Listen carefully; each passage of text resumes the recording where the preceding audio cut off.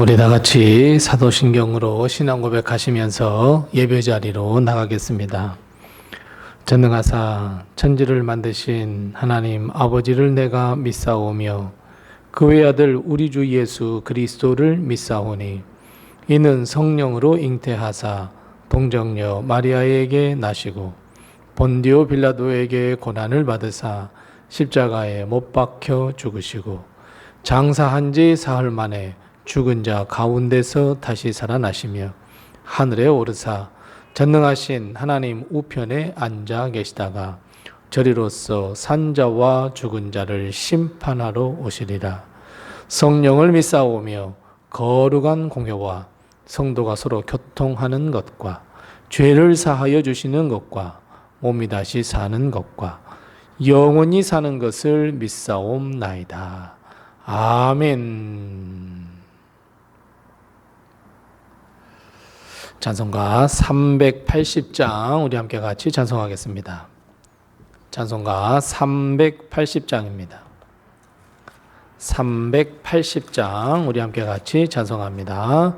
나의 생명 되신 주 주님 앞에 나아갑니다. 주의 흘린 보혈로 정케하사 받아주소서. 날마다 주를 찬송하겠네. 주의 사랑 줄로서 나를 굳게 잡아매소서. 괴로운 세상 지낼 때 나를 인도하여 주소서.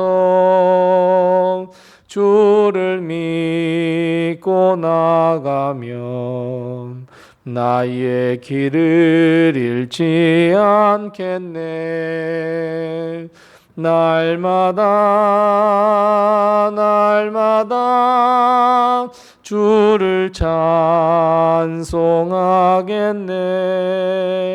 주의 사랑 줄로서 나를 굳게 잡아매소서. 세상 살아갈 때에 주를 더욱 사랑합니다. 밝고 빛난 천국에 나의 영혼 들어가겠네. 날마다 주를 찬송하겠네. 주의 사랑 줄로서 나를 굳게 잡아매소서.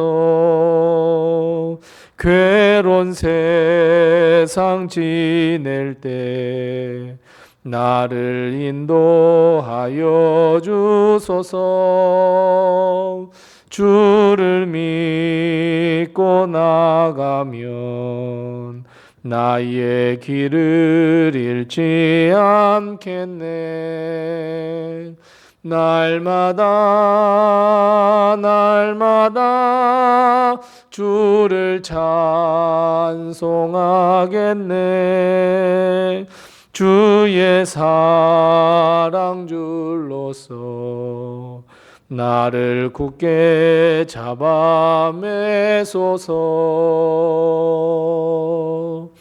아멘. 아멘. 오늘 시간 하나님께서 우리에게 주시는 말씀은 구약성경 창세기 27장 1절 말씀부터 4절 말씀입니다. 구약성경 37면에 있는 창세기 27장 1절 말씀부터 4절 말씀까지 우리 한 목소리로 이 말씀을 같이 봉독합니다. 창세기 27장 1절 말씀부터 4절입니다. 함께 같이 봉독합니다. 이삭이 나이가 많아 눈이 어두워 잘 보지 못하더니 맏아들 에서를 불러 이르되 내 아들아 하매 그가 이르되 내가 여기 있나이다 하니 이삭이 이르되 내가 이제 늙어 어느 날 죽을는지 알지 못하니 그런즉 내 기구 곧 화살통과 활을 가지고 들에 가서 나를 위하여 사냥하여 내가 즐기는 별미를 만들어 내게로 가져와서 먹게 하여 내가 죽기 전에 내 마음껏 내게 축복하게 하라. 아멘. 이번 한 주간 동안도 그리고 오늘 하루도 하나님의 큰 축복과 은혜가 우리 교회와 성도님들의 가정에 늘 함께 하시기 바랍니다. 이삭이 나이 많아 문득 이런 생각을 하게 되었습니다. 내가 늙어서 어느 날 죽을지 알지 못하겠다 하는 이런 약한 생각이 들었습니다. 그래서 이삭은 아들 에서를 따로 불러서 오늘 본 말씀 2절 말씀에 고백했습니다. 그리고 에서에게 이렇게 이야기합니다. 내 마음껏 너에게 축복하게 하라. 오늘 우리는 이 창세기 27장 1절 말씀부터 4절 말씀을 통해서 두 가지를 분명하게 기억해야 합니다. 하나는 부모의 역할입니다. 부모는 자녀들에게 있어 수많은 역할이 있습니다. 자녀를 낳아서 잘 양육하고 건강하게 키워야 합니다. 세상에서 나가 잘 살 수 있도록 기초를 세워줘야 하고 우리 자녀들이 가지고 있는 이 은사들을 잘 발견하게 해서 하나님께 영광 돌릴 수 있도록 그 기초를 잘 닦아주기도 해야 합니다. 뿐만 아니라 하나님을 바라보고 의지하며 살아갈 수 있도록 신앙의 유산도 물려주어야 합니다. 이렇듯 부모로서 우리는 자녀들에게 해줘야 할 것이 참 많은데 부모가 해야 할 역할 중에 가장 중요한 역할은 하나님의 축복의 통로가 되는 일입니다. 이삭은 아들 에서에게 내가 나이 많아 언제 죽어도 이상하지 않을 나이가 되었다고 실제로 언제 죽을지 모르는 상황에서 자식에게 해줄 하나 바로 마음껏 축복해 주겠다. 이것은 부모가 자식에게 해주어야 할 가장 중요한 역할을 우리에게 가르쳐주고 있습니다. 사랑하는 성도 여러분, 우리 역시 부모로서 자녀들에게 축복의 통로가 되어야 합니다. 이 축복은 영적인 축복, 믿음의 축복, 그리고 육신의 축복 모두를 다 아우르는 것으로서 우리는 대부분 자녀들의 육신에 관한 것만 관심을 가지려 할 때가 너무너무 많습니다. 믿음을 물려주고 축복권을 물려주고 기도의 무릎을 물려주어야 하는데 우리는 자꾸 돈만 많이 물려주려 하고 재산만 많이 물려주려고 합니다. 그것이면 다 끝난다고 생각을 합니다. 아닙니다. 그래서는 절대로 안 됩니다. 우리의 믿음을 물려주어야 합니다. 어떻게 사는 것이 하나님의 뜻에 합당한 삶이며 하나님께 하늘의 복과 땅의 복을 얻기 위해서 어떻게 살아야 할 것인가를 분명하게 가르쳐 주어야 합니다. 이것이 마음껏 축복을 물려주는 일이고 축복의 통로가 되는 일입니다. 우리가 인생이라고 하는 이 삶을 살아봐서 알지만 우리에게는 수많은 실패와 후회가 늘 나날이 우리에게 달려들고 있습니다. 이런 현상, 이런 환경은 비단 우리뿐만 아니라 분명히 우리 자녀들에게도 분명히 일어날 일입니다. 그런데 물질만, 육신에 관한 것만 물려준다면 우리 자녀들은 당연히 세상의 큰 바람 앞에 무릎을 꿇을 수밖에 없습니다. 다시 일어날 힘도 다 잃어버리고 어떻게 재기해야 할 것인지도 몰라 헤매일 수밖에 없습니다. 하지만 하나님의 축복, 기도하는 방법, 하나님을 믿는 믿음, 하나님을 의지하는 신뢰함, 이것을 물려준다면 우리 자녀들은 어떠한 상황이 온다고 할지라도 분명하게 다시 일어설 수 있습니다. 어떻게 하는 것이 하나님의 복을 얻을 수 있는지를 우리 자녀들에게 물려준다면 분명 우리 자녀들은 물려받은 축복, 믿음, 아니 기도하는 무릎으로 인해서 다시 재기할 수 있고 다시 일어설 수 있습니다. 이에 우리 부모는 자녀들에게 축복의 통로가 되셔야 합니다. 또 한 가지 기억해야 할 것이 있습니다. 오늘 이삭은 에서에게 마음껏 축복을 베풀어 주겠다 약속합니다. 그런데 여러분 어떻습니까? 이 이삭의 말은 하나님의 뜻, 하나님의 마음, 하나님의 말씀과는 어긋납니다. 분명히 하나님은 에서와 야곱이 어머니 리브가의 태중에 있을 때 큰아들이 작은 아들을 섬기겠다 분명하게 말씀했습니다. 장자의 권리가 큰 아들이 아닌 둘째에게 넘어갈 것이라 말씀하셨습니다. 그런데 이삭은 그 하나님의 말씀을 귀담아 듣지 않았고 혹시 믿지 않았을지도 모르겠습니다. 그래서 야곱에게 그것도 아니면 그 두 아들에게 축복을 넘겨줄 것이라 말해야 옳은데, 즉 두 아들 다 불려다 놓고 내가 마음껏 너희들에게 축복해 줄 거야 이렇게 말해야 옳은데 그렇지 못했습니다. 그러니까 결국 이삭은 하나님의 말씀을 알고 있었습니다. 그러니까 에서만 조용히 불렀습니다. 장남인 에서에게 축복권을 물려주기 위해서 조용히 에서만 불렀던 것입니다. 사랑하는 성도 여러분, 이런 이삭을 보면서 여러분 우리는 얼마나 하나님의 말씀에 귀를 기울이며 하나님의 말씀을 내 마음에 담고 있는지 살펴야 합니다. 우리는 대부분 하나님의 말씀은 듣기는 합니다. 듣기는 하지만 마음에 담아두려 하지 않습니다. 이삭처럼요. 더 나아가 하나님의 말씀을 내 스스로가 판단해 버리려 합니다. 하나님의 말씀은 따로, 나의 삶은 따로의 삶을 살려고 합니다. 심지어 어떤 사람은 그렇습니다. 하나님의 말씀에 자신은 순종하지도 못하면서 다른 사람에게는 순종하라라고 이야기합니다. 여러분, 이삭이 어떤 사람입니까? 이삭은 분명히 자기 자신의 탄생에 대한 비화를 분명히 어느 누군가에는 들었고 그것을 잘 알고 있었을 것입니다.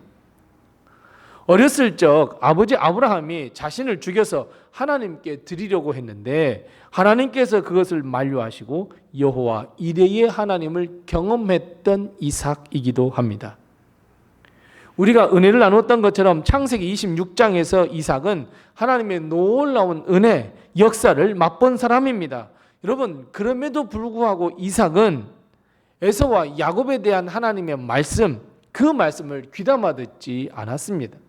설마? 정말 그럴까? 이삭도 이런데 여러분 우리는 어떻겠습니까?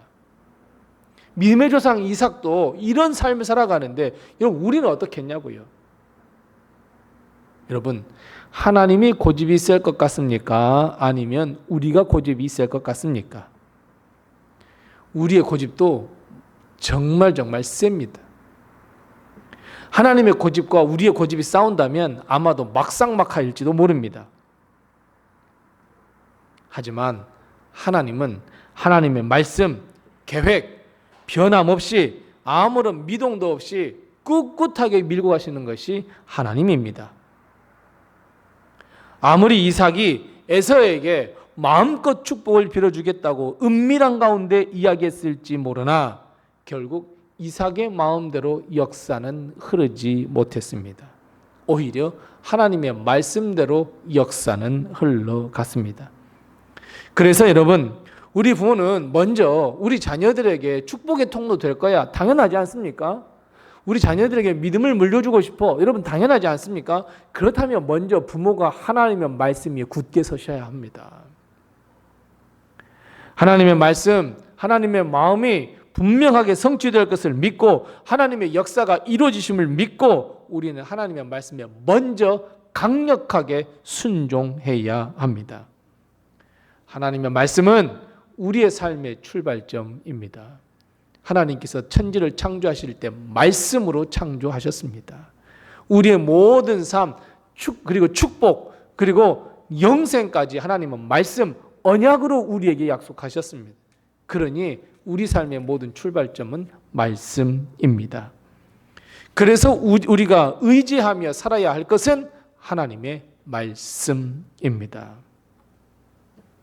우리 자녀들에게 축복의 통로가 된다는 것은, 우리 자녀들에게 믿음을 가르치며 우리 자녀들에게 하나님을 물려준다는 것은 결국 하나님의 말씀을 물려주는 것이고, 부모의 마음속에 있는 말씀을 가르쳐준다는 의미입니다. 우리는 대부분 믿음을 물려준다라고 하면, 야, 교회 나 잘 나가, 그냥 교회 출석만 가르칠 때가 많이 있습니다. 교회만 나가면 됐지? 아닙니다, 여러분. 우리는 복음의 핵심을 가르쳐 주어야 합니다. 우리 부모가 경험했던 하나님의 말씀을 가르쳐 주셔야 합니다. 예수 그리스도가 누구인지를 가르쳐 줘야 하고, 반드시 예수 그리스도를 믿어야 구원받는다는 거 여러분 가르쳐 주셔야 합니다. 우리 자녀들도 부모가 물려준 하나님의 말씀을 마음에 품고 살아갈 수 있도록, 의지할 수 있도록 우리는 가르쳐 주어야 합니다. 그래서 여러분, 이것을 위하여 우리 부모가 먼저 하나님의 말씀 안에 거하셔야 합니다. 하나님의 말씀을 우리 마음에 품고 우리 자녀들에게 내 마음 가운데 있는 말씀을 물려주셔야 합니다. 이것이 진정한 축복의 통로입니다. 우리 자녀들에게 복음의 핵심, 말씀의 핵심을 가르쳐 주시기 바랍니다. 우리 자녀들에게 구체적인 말씀과 삶의 방법과 방향을 가르쳐 주시기 바랍니다. 여러분, 세상은요, 우리 자녀들을 집어삼키려 합니다. 많은 믿음의 자녀들이 다 세상에 넘어가 버렸습니다. 하나님을 등졌습니다. 여러분, 하나님의 나라에서 우리 자녀들을 다시 만나 영원한 복락을 누리려 한다면 우리는 우리 자녀들에게 반드시 복음을 물려줘야 하고, 말씀을 물려줘야 하고, 예수 그리스도를 물려주셔야 합니다. 우리 자녀들이 이 땅에 살아가는 동안 하늘의 복과 땅의 복을 얻게 하기 위해서 반드시 하나님의 말씀, 어떻게 사는 것이 하나님의 복을 얻는 삶인지 분명하게 가르쳐 주셔야 합니다. 사랑하는 부모된 우리 성도 여러분, 우리 자녀들에게 믿음의 감동을 주시기 바랍니다. 마음껏 우리 자녀들에게 축복해 주시기 바랍니다. 우리 부모는 자녀들에게 축복의 통로입니다. 기도하겠습니다. 우리 함께 기도할 때 두 가지를 먼저 기도하시고 또 내게 허락하신 기도의 점을 가지고 하나님 앞에 기도합니다. 먼저 기도할 것은, 하나님, 부모로서 자녀들에게 축복의 통로가 되게 해 주시옵소서. 우리 함께 같이 기도하십시다. 두 번째 기도할 것은, 하나님, 우리가 먼저 하나님의 말씀을 마음에 품고 은혜를 받고 경험하게 하시고, 그리고 우리 자녀들에게 하나님의 말씀을 잘 물려주게 하시고, 우리 자녀들이 어머니의 그 믿음을 보고 감동을 일으킬 수 있게 도와주옵소서. 우리 함께 이 두 가지의 기도의 점을 가지고 기도하시고 또 내게 허락하신 기도의 점을 가지고 하나님 앞에 기도하겠습니다. 기도하겠습니다.